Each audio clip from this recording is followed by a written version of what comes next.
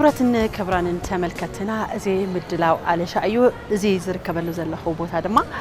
Artificial Intelligence Institute ኢትዮጵያ እዩ ኣብ Artificial Intelligence Institute ኢትዮጵያ እንታይ ስራሕቲ ይስራሑ ንዝብል ነገር ንምህዋጽ ኣብዚ ተረኺብና ኣለና ንውሽጥክና ኣቲና እንታይ ስራሕቲ ለው እንታይ ብAI ዝስራሕ እንታይ ስራሕቲ ይፍጽም ንዝብል ነገር ሓቢርና ክንርእዩ ዝኸውን ዘሎ ዛይ ተስፋ ሕብርኩም ትጸንሕየ ሰዓዊ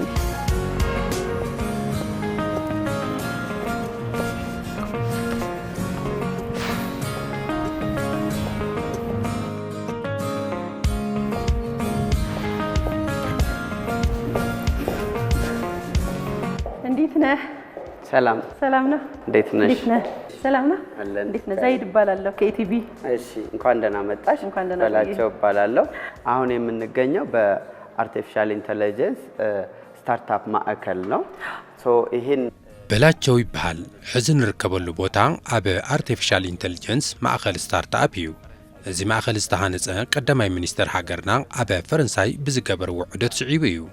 አበ ፈረንሳይ ስቴሽን ኤፍኤ ዝበሃል አበ AI መሰረት ገይሩ ዝሰርሕ ስታርታፕ ማዕከል ኣሎ ብዙሓት ተግባራት ዝውግን ማዕከል እዩ ነቲ ኢኒሼቲቭ ብምውሳድ ነዚ ተሞክሮ ብምቕሳም አበ ዝሓፀረ እዋኒና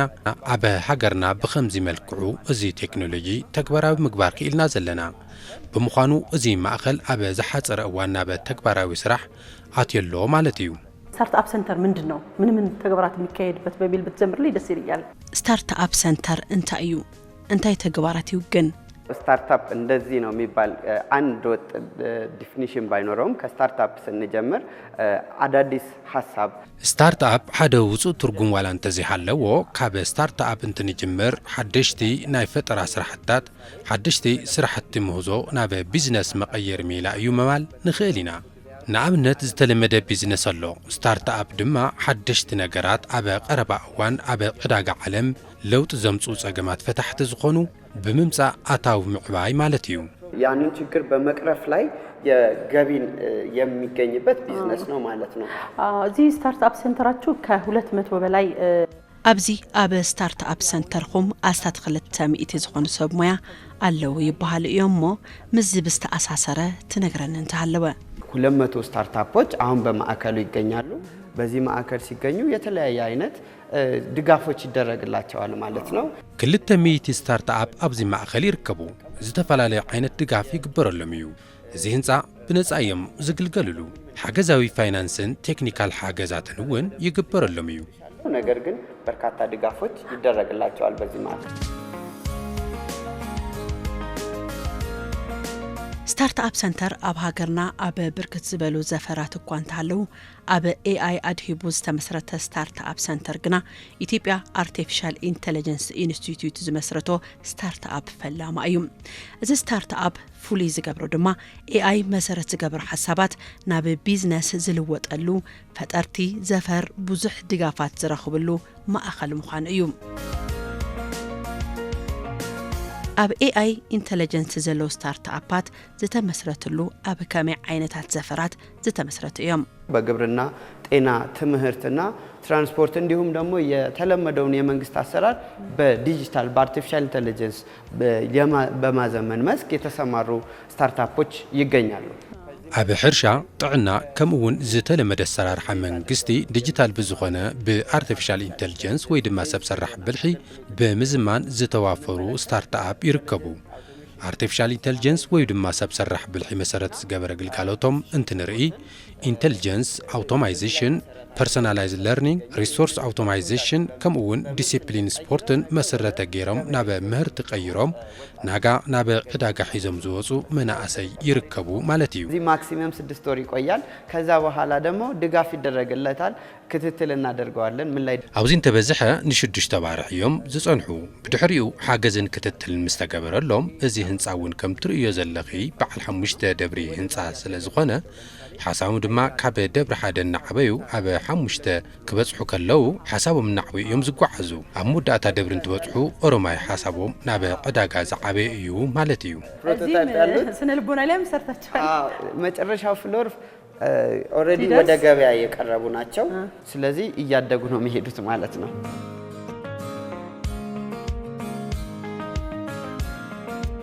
كبرت تملكتنا كمتي تكتاتل وزلخم لما أنتي أب إثيوبيا artificial intelligence center نركب زلنا إذا دم حز الخوبوت هذا ما start up center نا AI ستارت اب سنتر تبعي لتوع اب ستارت اب سنتر تاي سرحتي كايدو خنبل مس بعل مويا اكسبرت بلاتشو زنبرنا صنحتونا تخاتلكم صنيحكم يخم بقدماء مينستر دكتور ابي احمد حساب افلقينت زتمسرته زي سنتر زي زتفلاليو سرحتينا سرح يركب بتلي مس اب هاجرنا زلو ناي صقمات اب حرشه اب تمرتي اب طعنا زلونا اب استفلاليو زفراتنا زلونا صقمات ወይ ድማ ከም صقم ኮይኖም ዝተመዝገቡ ነገራት ነዚኦም صقمات فتحو ቴክኖሎጂ ኣብ መምራት በተለይ ድማ ምስ AI ወይ ድማ ምስ ሰብ ሰራሕ አስተውሎት ብዝተተሓዘ መንገዲ صقماتና ንፈትሐሉ ሴንተር እዩ እዚ ስታርት አፕ ሴንተር 200 ስታርት አፕ ሰብ ሞያ ኣለዎ ስታርት አፕ ሴንተር ክንብል ተለና ታይ ማለት እዩ ክትብሉ ትኽእሉ ኢኹም ስታርት አፕ ሴንተር ታዩ ዝተፈላለዩ صقم ፈታሕቲ ዝኾኑ አይዲያታት ወይ ሓሳባት ዘለዎም ዜጋታት ኣብ ሓደ ማእኸል ተጠርኒፎም ዝተፈላለዩ ሓገዛት እናተገበረሎም ብቴክኖሎጂ ብሰብ ሓይሊ ብሰብ ሞያ ተሓጊዞም ተዘለዎም ናይ ስታርት አፕ ሞያ ወይ ድማ ፍልጠት ከዕብዩ كمعبلو كبسلو مس مسألة دما ناب صراح ناب زيجاتات وريدو هاجر زمعبل تكنولوجي أب مفتار زسرح يوم مالتيو كمتي بلا شكلنا تنحى لعل حد الشح زخونو ناي ستارت أب سمويات تودا ديروم بزلوهم بقعة دما خلتها ميتي ستارت أب سنتر صرحو سمويا ويدما تسقم فتحت زخونو ناي تكنولوجي عقمي كلت زلوهم زيجاتات تتعرفوا مابزي أب سنتر زي مو يوم نعبي كم زركوا يخجلت اللي تاني حمالتي بلاتو بتعرف زجرم صراحتي زكايد اليوم استفل عليه سلطناتات سمارت سيتي أب مفتار استفل عليه عينة مسيرة لمعاتات تو مسيرة لمعات كي يقواتات بسو حيلي بتكنولوجي كم يجر خيا عبي تزل إن هفته خم يجرنا قبل تجنا على مبزوز حتى خد بس إحنا قلب زبل منجدي إن تسرح كم زركوا ينجرني بتعمل سات إيو روبوتيك سالكم سمارت سيتي أب مفتار بتلي أب بوليس سرحتي أب ناي حق سرحتي صفوف خوينك أب وتيتها وكون أب مجمار كتماتات بستفل عليه هذي بديجيتال زخونة سرحتك كما جبري بسرعتك خفل جبرا مع الوكوع نهاجر أب عبيد كل زيكاتات زجوب نهب علم تمليسو بجبرو من جدك خزقفلوه نابلو معات كأتي هاجر كتعبي زيجا كعبي زحشت تودا داريت هاجر كتقولون أب مجمار زي ستارت أب سنتر زي عبي سلوا ويدم عبي سرحنا سرحة كم زركبيو كنقرن نتأني حبلات شو مالتيو سلذي أبزلو ناي ستارت أب سرحتي أنت يمثلوا حدا ناي ستارت أب بعد ما أنت وتيتي يحيزوا متيو نزبل دما ناوشت عند أتنا كسب حمشة فوق يزلو كله كندسسو عين خليني ناقن سكاب زخالنا يوتهم ناي ستارت أب سرحتني تنتهي فترح يسخم متيهم أمتى درجة لهم منولنا كنا وقعنا مالتي خم تقول أن السنحة أب توريزم مدى يوني زسرح زسنتر زي إثيوبيا artificial intelligence center أب توريزم حزن أمنت تقرأ خيدها أخصم طريق له من جدي نحن سجمك أخوين ويجزي زي تركب تخوين أخصم تاي تمثل بأي تساريحه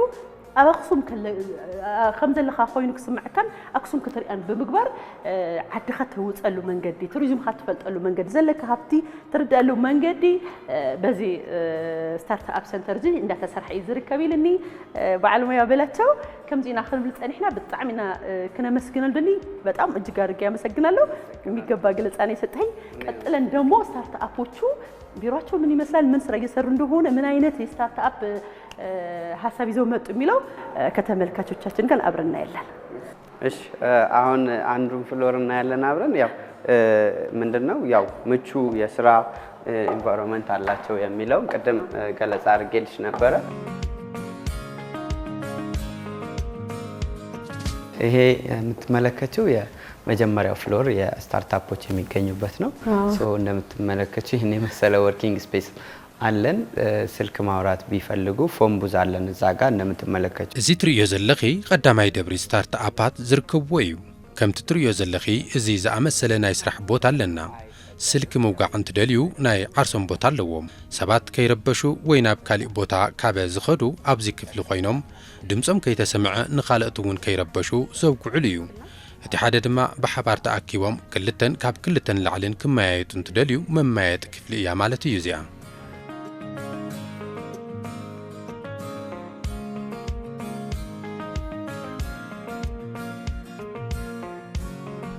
እቶም ኣብ ከይዲ AI ኣብ ዘበናውን ንስራሕ ኣዝዩ ምቹው ኣብ ዝኾነ ስታርትኣፕ ህንፃ ዝርከቡ ሰብ ሞያ ኣብ ልዕሊ 1,000 ፈጠርቲ ብዝተገበረ ምፅራይ ሓሳቦም ምስ ነበራዊ ኩነት እዚ ሃገር ብምዝማድ ምህርቲ ኣዕበይትን ፀገም ፈታሕትን ናይ ፈጠራ ሓሳባት ብምቕዳምን ዝተሓረዩ እዮም ብተወሳኺ እቶም ሰብ ሞያ ስታርትኣፕ ኣብ 3 ብርኪ ዝተኸፈሉ ማለት እውን ቀዳማይ ደረጃ ስታርትኣፕ ካልኣይን ሳልሳይን ዝበሃሉ ኮይኖም ከከም ቅደም ሰዓቦም ካብ ሓሳብ ጀሚሩ ብዝጭበጥን ናብ ተግባር ከኣትው ውስን ርሕቀት ዝተረፎምን ሓሳባት ስታርትኣፕ ዝሓዙ እዮም ኣብ ከይዲ ካብ ቀዳማይ ደረጃ ሓሳብን ፈጠርኡን እናዓበየ እቶም ደረጃታት ሓሊፉ ጭቡጥን ናብ ረብሓን ዝተለወጠ ሓሳብ ሒዙ ናብ ዕዳጋ ዝጽንበረሉ ከይዲ ዝፈጥርውን እዩ ኣብ ከይዲ እዚ ድማ ናይ ሓሳብ ተሞክሮን ቴክኖሎጂን ድጋፋት ክሳብ ምትእስሳር ዕዳጋ ዝፍጠረሎም በትትካል እዩ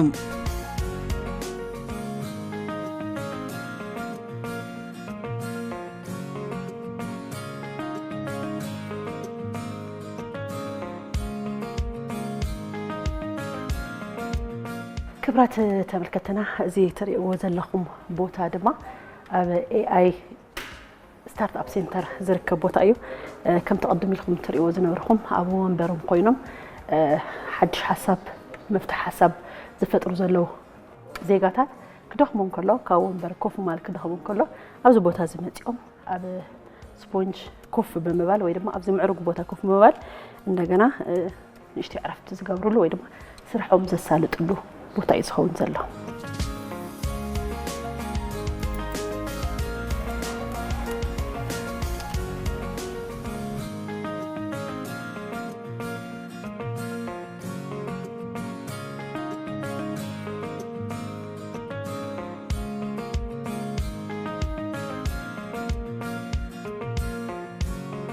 በጣም ይመቻል የሬዲዮ ስቱዲዮ ነው መስለው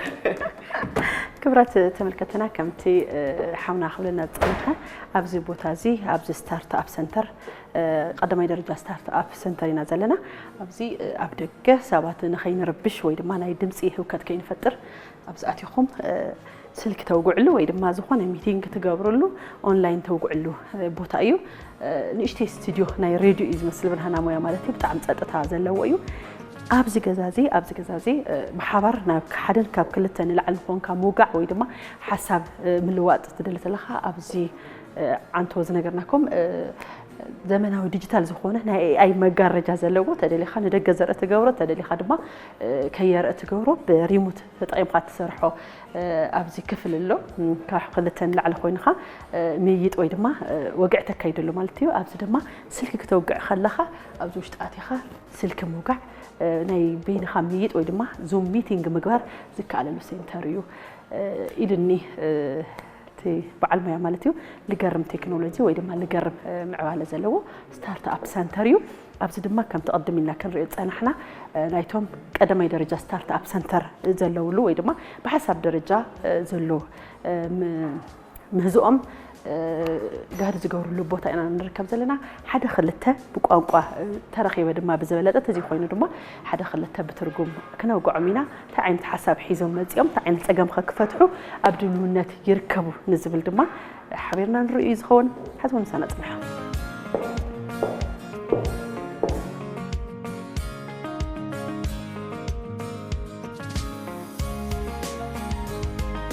ያው ልጆቹንም ያይሻቸው ነው ስራ ላይ ነው የሚገኙት ሶ ደስ ያለሽን ማናገር ትቻለሽ የተለያየ ስራ ነው የተለያየ ሴክተር ላይ የተለያየ ፕሮጀክት የተለያየ ምርት ነው እየሰሩ ከምቱ ትሪኦም ዘለኺ አበ ስራሕዮም ዝርከቡ ካብአቶም መሪጽኪ ምዝራብ ትኽእሊኺ ዝተፈላለየ ስራሕቲ አበ ዝተፈላለየ ዓውዲ ኢሉውን ፕሮጀክት ከምኡውን ምህርቲ እዮም እንዳሰርሑ ዝርከቡ ካብዚኣቶም ሓሪኺ ምንጋር ትኽእሊኺ ክሳብ ሽዑ አነ ቡና ወይ ሻይ ከፍልሕልኪ እየ እስከምታናገሪ እኔ ቡና ወይ ሻይ አፈላልሻለሁ እሺ ቡና ይሁንልሽ እሺ አመሰግናለሁ እንዴት ዋላችሁ ሰላም ናችሁ ሰላም እንዴት ነው አሪፍ ነው በጣም ጥሩ አንዳንድ ወሬዎች ከእናንተ ጋር ማድረግ ፈልጌ ነበር ቴንክ ዩ እሺ መጀመሪያ እንታወቅ። እሺ ፈለማዶ እንላለ። ሰላም በረከት እባላለሁ። በረከት ሳሙኤል እባላለሁ። ምን ተስፋ እናርግ? ጥሩ ነው። ያው ሐሳቦች ጽቡቅዩ ሐሳባት ኣለውኒ ኣብ ኢንተርፕረነርሺፕ ድሌት ስለዘለኒ ሕዚ ሒዘዮ ዝመጻኹ ሐሳብ ክልተ ዓይነት እዩ። እቲ ቀዳማይ ክነግረኩም እሞ እቲ ካልኣይ ቀጻልን ትትመጹ ክትፈልጥዎ ኢኹም። ብምዃኑ ሒዘዮ ዝመጻኹ ፈጠራ ሐሳብ ሆም ሜድ ዴሊቨሪ ፕሮጀክት እዩ። እዚ ማለት ብዙሓት ኢትዮጵያውያን ኣዴታት ኣብ ገዝአን ኮይነን ንደቀን ዝሰርሕኦ ምግቢ ቅመማ ቅመም ሽሮ ወዘተ ናብ ዕዳጋ ከውፅኣሉ ዘኽእል ፕላትፎርም እዩ ሒዘ ዝቐረብኩም። እዚ ፈጠራ ኣብ ኣዲስ ኣበባ ይሙከር እሞ ድሕሪ ግዜ ናብ ኩሎም ክልላት ሃገርና ክባፅሕ እዩ። እዚ ከይዲ ዕዳጋ ብፕላትፎርም እዩ ክሳለጥ። ኣፕሊኬሽን ክህልዎ እዩ። ኣብ ገዝአን ኮፍ ኢለን ከይወፃ ዘዳለውኦ ቀረብ ብኦንላይን ዕዳጋ ብምትእሳር ንኽሸጣን ቁጠብአን ክዕብያን ዝገብር ፕላትፎርም ኢና ንህብ ዘለና ማለት እዩ። ከፕላትፎርሙ ጋር በመነጋገር እኛ ለዩዘሮች ፕሮቫይድ የሚደረግበትን ፕላትፎርም ነው የምንሰጠው ማለት ነው። የአንድን ሰው ለውጥ ሀገርን መለወጥ የሚችል ሀሳብ እንደሆነ ስለተረዱም ነው ይሄንን እኛን ሰብስበውን ንሓደ ሰብ ለውጢ ሃገር ዝልውጥ ምዃኑ ስለዝተረዱ እዮም ንዓና ኣኪቦም ብዝገርም ኩነታት ነፃ ኢንተርኔት ነፃ ቢሮ ካብዚ ብተወሳኺ እውን ብሞያ ክሕግዙና ዝኽእሉ ገንዘባዊ ሓገዝ ክገብሩልና ዝኽእሉ ሰብ ብፅሒት ብምፍጣር እናተሓገዝና ብምዃንና ከም ሃገር ብዙሕ ገዛዕዮ ተዋሂቡና ብኡ ልክዕ ክንቅልጥፍ ከም ዘለና ክንቅልጥፍ ከም ዝግበአና እዩ ውሽጥና ዝስምዐና ብምዃኑ ብዙሕ ዕድል ከም ዝተፈጠረልና እዩ ብውልቀይ ዘለኒ ስምዒት። ገነት አጋዥ የለውም ነው እውነት ነው። ያ ማለት እኛ ራሳችንን መፍትሄ መስጠት ከቻለን ሓቂው እዚ ማለት ንሕና መፍትሒ ምንዳይ እንተኽኢልና ስራሕ ከይሃለወን ኣብ ገዛ ዝተቐመጣ ብቁጠባ ዝበረታትዓ ኣዴታት 5,000 ወላ 10,000 ክኾና ይኽእላ። ምክንያቱ ናትና ትፅቢት ከምኡ እዩ። ነዘን ኣዴታት ናይ ስራሕ ዕድል ፈጢርና ማለት ዓብይ ነገር እዩ። ምዚ ብዝተኣሳሰረ ድማ ክነግረኪ ከም ጽናሕኹ ዴሊቨሪ ዝሰርሑ ቁፅሮም ውሕድ ዘይኮነ መናእሰይ እውን በብኸባቢኡ ዝፈጥር እዩ። እዚ ሓሳብ ብምዃኑ እቶም መናእሰይ ርሑቕ ከይተጓዓዙ ኣብ ከባቢኦም ከም ናይ ዴሊቨሪ ስራሕቲ ክሰርሑ እውን ዝገብር እዩ። ብምዃኑ ንሕና ሓጋዚ እዩ እንብሎ እዚ ዓውዲ ብዙሕ ናይ ስራሕ ፈጠራ ስለ ዝህልዎ እዩ። በተቻለን መጠን ደግሞ እንዲገናኙልን የምናደርገው ማለት ነው። አንድ ነገር ለመግዛት ወይ ለማቅረብ ሩቅ ቦታ መሄድ አይጠበቅበትም። ስለዚህ የኛ ሰፖርቲቭ ነው የምንለው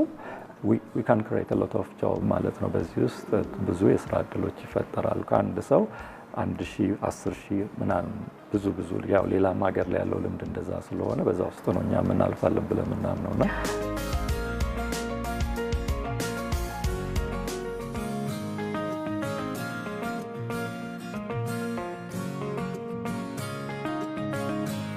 በጣም የሚገርም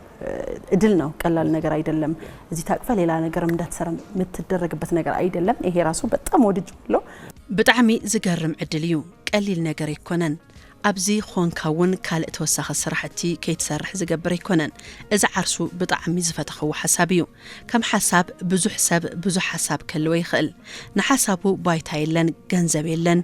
ዘሰርሕ ኩነታት የለን ከይበለ ደላይን ተደላይን ዘራኸበ ትካል እዩ። በብገዝኦም ኮይኖም ዝተፈላለየ ናይ ፈጠራ ሓሳብ እናሃለዎም ሰኣን ከምዚ ዓይነት ምቹ ሃዋህው ሓሳቦም ዘየውፅኡ ክህልው ይኽእሉ እዮም። እሞ ከምዚ ዓይነት ዕድል ንኽጥቀሙ እንታይ ትመክር ወይ እውን እንታይ ትብል? አይ ቲንክ እዚህኛው ላይ መሆን ያለበት ብለን ሁሉ ጊዜ ምድል እንዳለ እናምናለንና ኣብ ዙርያ እዚ ክኾን ዘለዎ ዝብሎ ኩሉ ጊዜ ዕድል ከም ዘሎ ይእመን እሞ ሕዚ ድማ እቲ ዕድል ቀሪቡልና እዩ። ሓሳብ ዘለዎን ዝሓሸ ነገር ክፈጥር ይኽእል እየ ኢሉ ዝሓስብ ዝኾነ ሰብ ከምዚ ጊዜ ዝቐረበ ጊዜ ኣሎ ኢላ ይኣምንን። ማለት ኣብ ኢድና ኣብ ስልክና ዘሎ ዕድል እዩ። መንግስቲ በዚ ብርኪ ጠመተ ሂቡ ኩሉ ነገር ናብ ገዛና ካብ መፀ ኣብ ኢድና ዓበይቲ ዕድላት ኣለዉ ማለት እዩ። ብናይ ዓለም ተመክሮ እውን ንብዙሓት መንገዲ ዕቤት ዝኾነ ኣጋጣሚ እዩ። መናእሰይ ጥራይ ዘይኮኑ ኣብ ዝኾነ ዕድመ ዘሎ ዜጋ ኣለኒ ዝብሎ እዩ። የሚያደርገውን ነገር አምኖ ትኩረት አድርጎ እዛ ላይ መስራት ከቻለ እድል ሁሌም ሰፊ ነው ብዬ ነው ማምነው። እጅግ በጣም አርቄ አመሰግናለሁ። ኣዝየ መስግን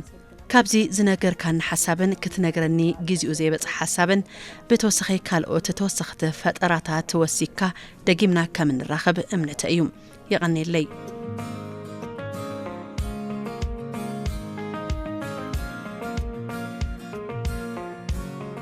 كابتم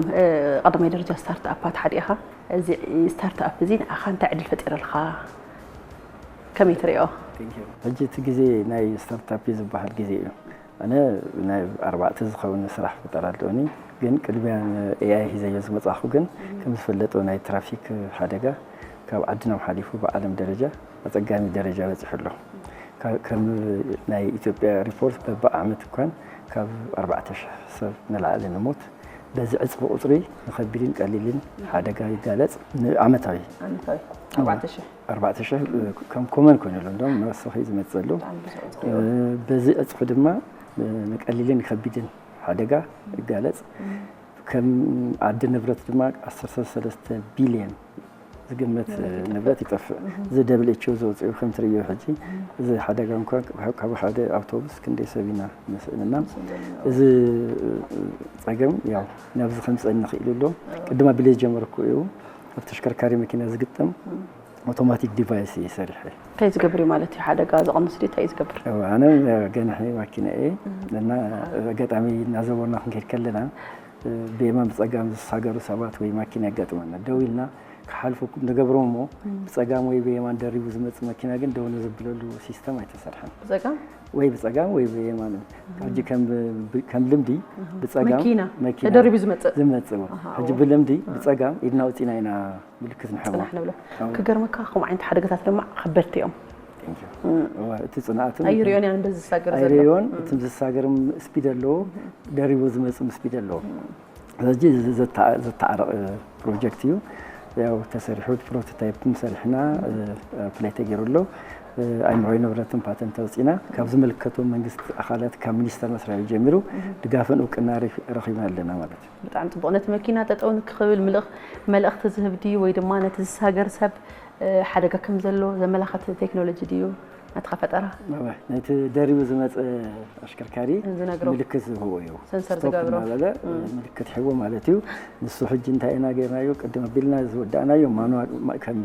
ካሜራ ሲስተም አይነበረን እጂ ግን ዝናይ አድቫንቴጅ መስመጸግን አፕዴት ገይሬ ቶሎ ብለ ካሜራ ገይርናሉ እንታይ ተ ካሜራ ጥሙ ስቶፕ እና በሉ ደሪቡ እንደሐሊፉ ወይ ሓደጋ ጽሑ እንደሐር ከሐድም ደልዩ እጂ ዝመጹ ሓድሽ ታርጋታት ምስ አይ ኢንተርግሬት ተገይሮም ነው ቀጥታ ታርጋ አልዒሎ ዝምልከቱ ማዕከል ሪፖርት ዝገብር ዲቫይስ ሓደጋ ፈጢርካ መምላጥ ወይ ድማ ዘይ መፍላጥውን ክትርፊ ማለት እዩ ስፒድም ገርካ ደሪብካ ክትሐልፍ ከለካ እዚ መኪና ንምንታይ ደው ኢሉ ኢልካ ንስኻም ፍጥነትካ ቀንስካ አላርም ይበካሎ ማለት እዩ ጽቡቅ እዩ በተለይ ተደሪቦም ዝሓልፉ መኻይን ብጣዕሚ ሓደጋ ናይ ሰብ ህይወት ኣብ መንገዲ ክፈጥሩ ትርእኻ ካብኡ ድማ ኣብ ጎናኻ ዘሎ መኪና ብዙሕ ግዜ ትርእዮ ሓደ ሹፌር سلسة ميسي سايد يقدر يزخون عين كله لو ندي زبل بقول بقدميت بدحريت بسبوكي تطعيمك أخباري خا أنت زي جوبنيها أنا حدا قاست جالس خا أخمو حدا كذي سب كزور خلو ماكينة وخلا حسب كله خال ويد ما سبعتنا كمل زخر نجار كله ألارم كجبر الخا خلو كنت ولا تنقل من قد كله سلتي تناي ترافيك حدا قاعد أنسلو من قدك في الطريق زبل حسب حيس خمسة هاني أخا تككل طعم تمكلهم كانوا زملكاتهم أحد تفتينو ديو تفتينو الناس لذي وتي تمثيل already نعم حجنا ماس برودكشن كنا أعطينا قطعنا زي AI فترة نعدل بتعمل زقلت أي مكان كونن 11 شوات مرات نيرون AI نستيد أو كبرت أقل مستر دكتور أبيين مستراتن أبيتي حلفت مزعوم نيرون قطعنا بروجكتنا ترايبنا مالتي قطعت تقبلني ترخيو قطعته حيو ولا مالتي قطع حجنا ماس برودكشن كنا أعطو أبيتو بيزلو تشكركر تخلو أبليك بالبري بطعم صبوق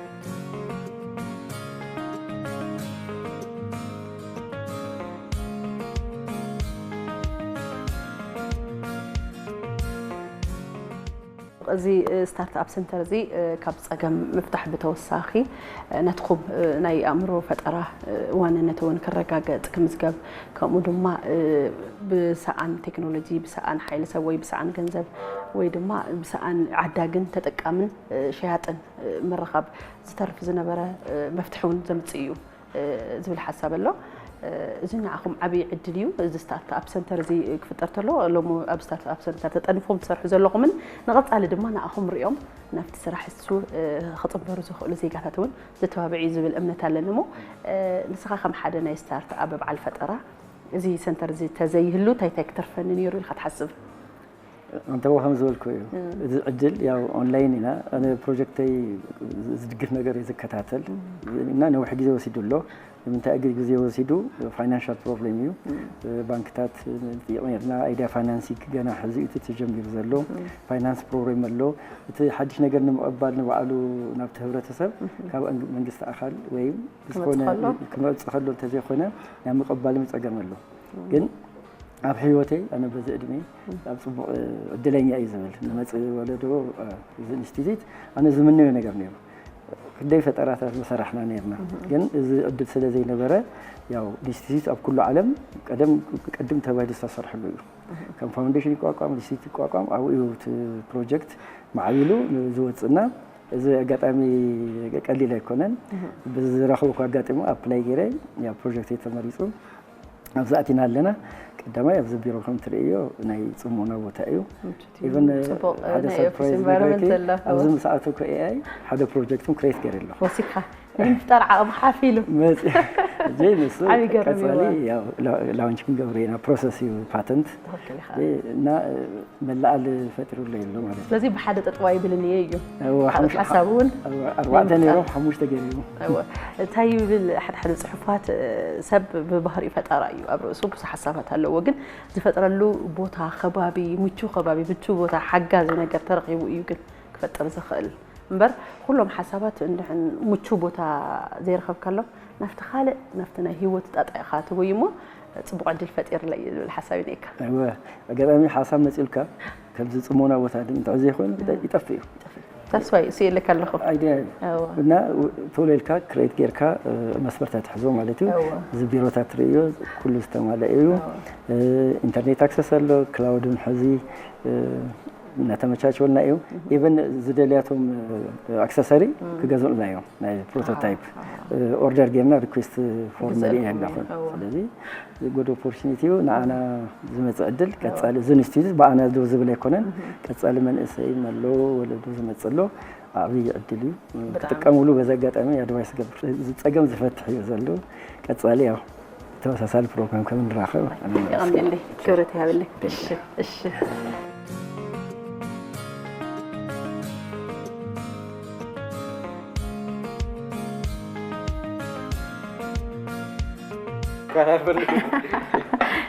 በዚህ ፍረት ስኳር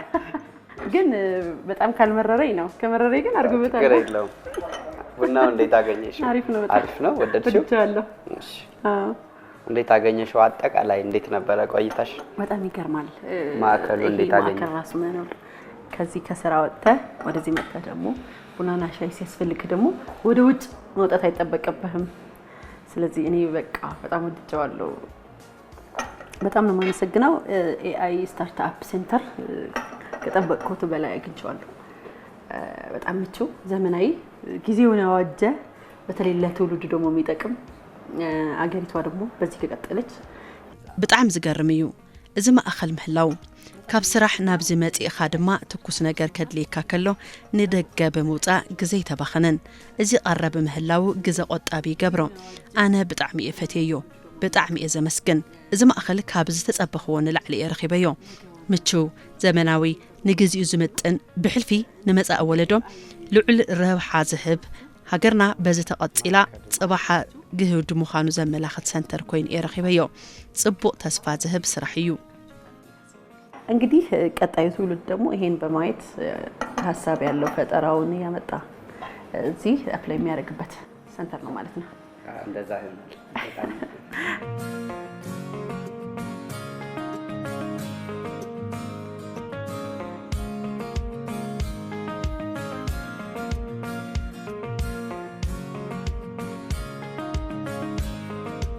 አመሰግናለሁ ለቡናው ለመስተንግዶም ለገለጻው አመሰግናለሁ በጣም እኔም አመሰግናለሁ ክብራት ተመልከተና በላቸው ከምት ትሪዮ ዘለኹም ምስ ቡና አንግዶት ሓዊሱ ኣብ ኤአይ ስታርትአፕ ሰንተር ዘሎ ስራሕቲ تيسرح بخمي خيدي يقبر له زبل بزي معرقة من قدي دس بزبل خونتات أقوبني نالو تصبق تمرتي وإذا ما تصبق حساب ترخبكم كم تكون تسفى قبر بدحر يون زلو أب تخالق شجر هنتاون تساكر خازل هنت أنا يستكلون بزحت صراحة نتفتات كايد يوم أو زلو نتفتات انتهي مثل هزون حابيرنا كنت سنحنا سعودي